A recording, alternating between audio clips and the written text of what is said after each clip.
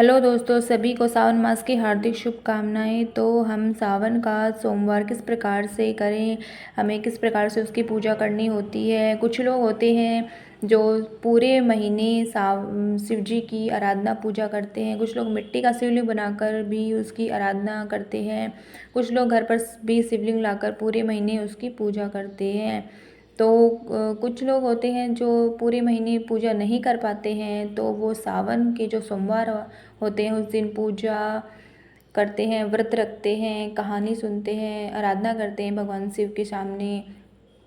कुछ लोग मंदिर जाकर भी इस सोमवार की पूजा कर सकते हैं, लेकिन मंदिर नहीं जा पाते हैं तो वो लोग घर पर किस प्रकार से चौकी लगाकर पूजा करें, वो आज हम इस वीडियो में जानेंगे कि हम घर पर किस प्रकार से चौकी लगाकर हम भगवान शिव के सोमवार की व्रत कथा पूजा पाठ कर सकते हैं। तो सबसे पहले हमें एक चौकी लेनी है, उसके ऊपर हमें हरे या सफ़ेद रंग का कपड़ा बिछा लेना है। भगवान शिव के को सफ़ेद या फिर सावन के महीने में हरे रंग की ज़्यादा प्रधानता होती है, इसलिए हमें सफ़ेद या हरे रंग का कपड़ा लेना है। उसके बाद हमें भगवान शिव को आसन देने के लिए अक्षितों का आसन देकर हम भगवान शिव की प्रतिमा को विराजित कर देंगे। हमारे पास जो भी फ़ोटो या फिर प्रतिरूप होता है वो हम ले लेंगे। उसके बाद हम एक प्लेट लेंगे, उसमें हम दीपक और धूप को आसन देने के लिए उसमें हम चावल रख लेंगे थोड़े से।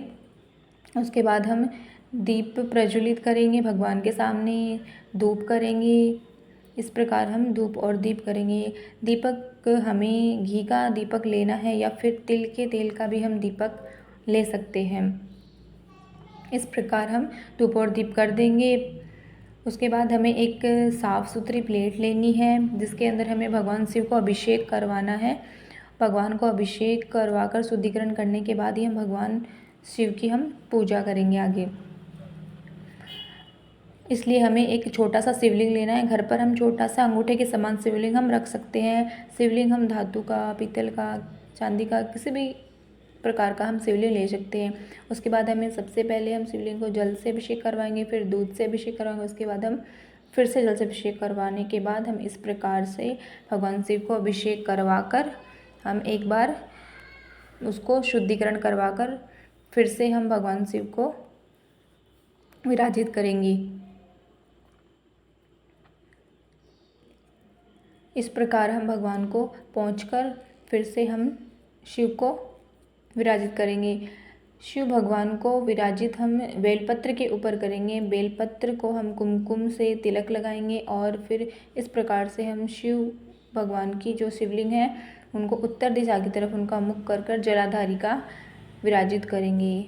बेलपत्र का भी मुख इस तरफ ही होना चाहिए जिस तरफ हम जलधारी का मुख करते हैं। उसके बाद हम भगवान शिव को चंदन का तिलक लगाएंगे, उनके त्रिनेत्र बनाएंगे। इस प्रकार से हम भगवान शिव के त्रिनेत्र बनाएंगे। सबसे ज़्यादा प्रिय भगवान के बेलपत्र होते हैं। बेलपत्र अगर हम भगवान को अर्पित करते हैं तो कोई भी हमारी मनोकामना होती है, कोई भी हमें समस्या होती है किसी भी प्रकार की, तो वो हमारी दूर हो जाती है।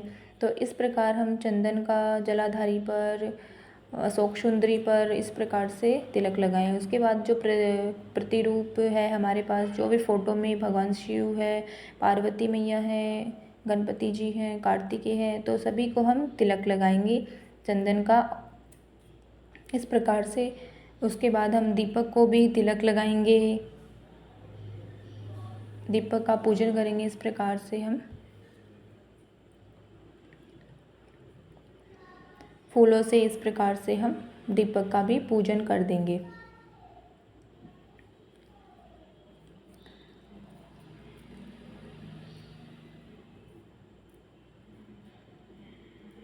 भगवान शिव होते हैं वो बहुत ही भोले होते हैं। उनकी अगर हम सच्चे मन से, सच्ची श्रद्धा से अगर हम पूजा पाठ करते हैं, कोई भी गलती हो जाती है तो हम क्षमा याचना करेंगे तो भगवान शिव हमारी गलतियों को माफ़ कर देते हैं। और भगवान शिव होते हैं वो हमारी थोड़ी सी ही पूजा अर्चना तपस्या से ही खुश हो जाते हैं। इसलिए कोई गलती हो जाती है तो हमें चिंता लेने की ज़रूरत नहीं है।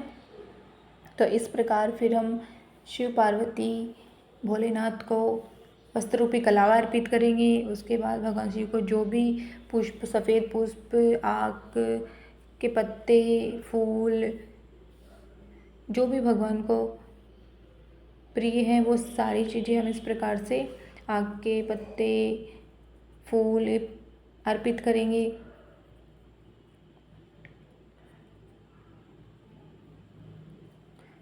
इस प्रकार हम सभी आग के, धतूरे के, जो भी हमारे पास उपलब्ध हो वो हम इस प्रकार से भगवान शिव को अर्पित कर देंगे।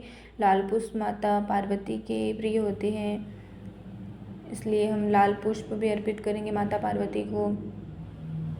कुछ लोग होते हैं जो पूरे महीने शिवलिंग की पूजा करते हैं। कुछ लोग मिट्टी के पार्थिव शिवलिंग को बनाकर भी पूजा करते हैं। कुछ लोग होते हैं जो घर में 1 महीने तक, पूरे महीने भगवान शिव की पूजा आराधना करते हैं। तो इस प्रकार जैसे भी हमसे बन पाता है हम कर पाते हैं। उसके बाद हम जो भी ऋतुफल होते हैं हमारे पास वो हम भगवान शिव को अर्पित करेंगे, दक्षिणा अर्पित करेंगे। और जो भी हमने घर पे भोग बनाया है, हलवे का, पूरी का, खीर का, जो भी है हमारे पास वो हम भगवान शिव को अर्पित करेंगे।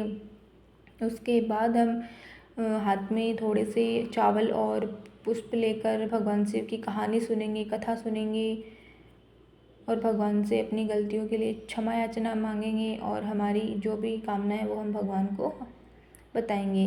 इस प्रकार से हम पूजा आराधना कर कर वो जो हाथ में चावल और पुष्प होते हैं वो भगवान शिव के सामने अर्पित कर देंगे। इस प्रकार से हम भगवान शिव की घर पर हम चौके लगाकर इस प्रकार हम पूजा कर सकते हैं।